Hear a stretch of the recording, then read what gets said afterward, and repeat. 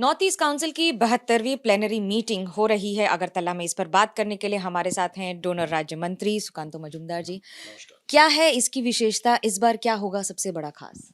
देखिए, हर साल एक बार ये एनईसी की प्लेनरी होती है, जिसकी अध्यक्षता माननीय गृह मंत्री जी करते हैं। आप जैसे जानते हैं 1971 में इस एनईसी का गठन हुआ था, उसके बाद 2002 से ये प्रमुख रूप से सामने आया और 2002 से हमेशा उससे चल रहा है और उसके बाद गृह मंत्री जी की अध्यक्षता में मीटिंग ये हुई। ये 72वीं मीटिंग है, 72nd मीटिंग है।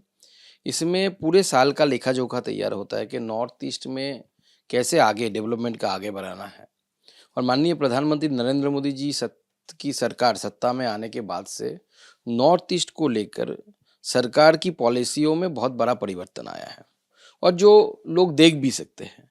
बहुत हर 15 दिन में हम कोई ना कोई सेंट्रल मिनिस्टर नॉर्थ ईस्ट में भेजते हैं कि वो आके देखे डेवलपमेंटल वर्क कैसा चल रहा है। अभी जो नया मोदी 3.0 जो नया सरकार बना है उसमें ज्योतिरादित्य जी सिंधिया वो माननीय मंत्री हैं। वो मंत्री पद संभालने के बाद बहुत सारे परिवर्तन मिनिस्ट्री में जो मूलभूत परिवर्तन है वो लाए हैं, जिससे कामों में भी तेजी आ रही है। रास्तों में बहुत सारी चुनौतियां आती हैं, खासतौर से इस इलाके में, क्योंकि जो अंतर्राष्ट्रीय सीमा है वो बहुत बड़ा मुद्दा है। बांग्लादेश बहुत बड़ा मुद्दा है। देखिए, यहाँ पे आप जानते हैं, जैसे आपको पता है कि म्यांमार से लेकर बहुत सारे, चाइना भी है अरुणाचल के ऊपर, तो बहुत सारे ऐसे बांग्लादेश है इंटरनेशनल, या म्यांमार भी है, तो बहुत सारे इंटरनेशनल बॉर्डर्स है जो सच में इस इलाके को डेमोग्राफिकली, कल्चरली और अगर इंटरनेशनल स्ट्रेटेजी के हिसाब से देखे या उसके हिसाब से भी अनोखा बनाता है। तो इस अनोखे हिस्से की ध्यान देने के लिए माननीय प्रधानमंत्री नरेंद्र मोदी जी के नेतृत्व में हमारी सरकार होने की बाद से ही इस पे विशेष इसको नज़र देने की काम की है। और माननीय अमित शाह जी जो एनईसी के चेयरमैन हैं by virtue of his post, वो आदरणीय गृह मंत्री जी हमेशा इस क्षेत्र के डेवलपमेंट को लेकर बहुत मेटिकुलसली वो देखते हैं कि कैसे सारी चीज़ें चल रही है, कहाँ पे काम अटक रहा है।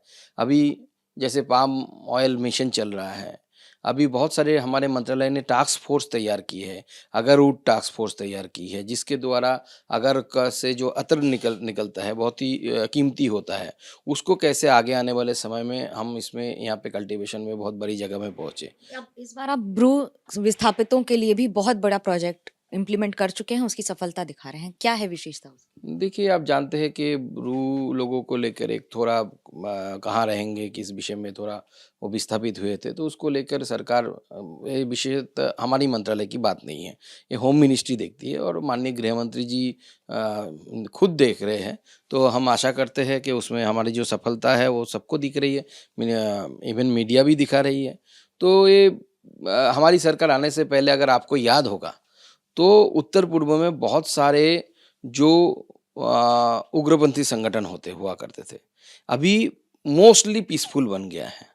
कुछ जगह में कुछ प्रॉब्लम है, तो हमारी सरकार की ये प्राथमिकता रही कि उत्तर पूर्व जहाँ पे भारत का पहला सूर्य का किरण पड़ता है, सूर्य जहाँ पे पहला टच करता है, वो हिस्सा भारत का ग्रोथ इंजन बने।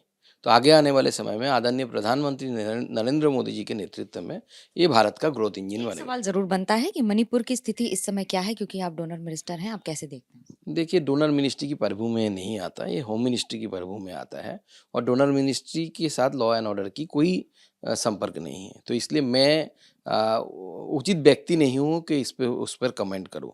हमारी सरकार सदा तटस्थ है और एक गृह मंत्री जी और गृह मंत्रालय आपको इस विषय में बता पाएगी। और बहुत सारे कार्रवाई जिस तरह से काम हो रहे हैं पूर्वोत्तर में, वो भी देखते ही बनते हैं। कैमरा पर्सन मनोज त्रिपाठी के साथ मनोज्ञा लोईवाल, अगरतला, एबीपी न्यूज।